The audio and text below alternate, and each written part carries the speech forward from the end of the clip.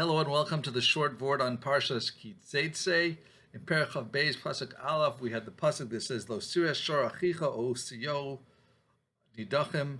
You shall not see the ox of your brother or his sheep or his goat that are pushed aside, cast off.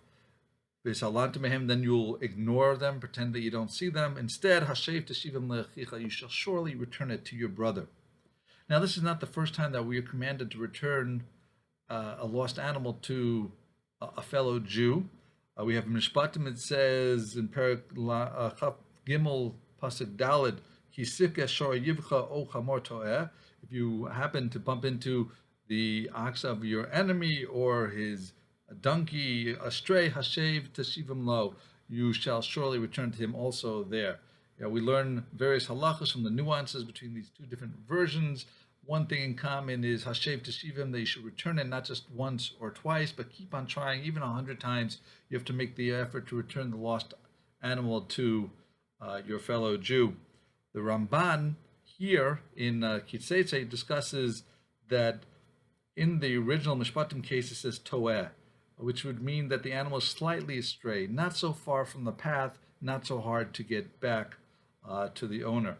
But in our case, it says nidachim, meaning cast off, meaning someone that's actually perhaps ran away. It's far away from this path, from the owner, so it's more difficult to return.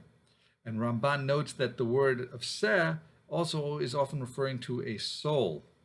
And Rav Pam uses this for an important lesson for us. And he says that, there's different types of Jews, some of them that are born unaffiliated, they don't know anything about the Jews, they don't have specific direction, so they're not so far away, relatively speaking, from Judaism as compared to some that are nidachim. They're pushed away, that they were raised anti-religious, anti-holiness, and it's going to take much greater effort to return them. Yet both of these souls, hashev teshivim lo, we have to make the effort to bring them, to be mekayv them, to bring back for Judaism, even if it takes a great effort. In that note, we should also think that Rosh Hashanah is rapidly approaching. So, for those of us who are currently religious, we have to remember that we do make mistakes, and sometimes we go off the derech too, and we shouldn't give up hope. Even if we've sinned the same thing this year and last year and the year before, we still should do tshuva and try to get back to the derech hashev teshivim lo.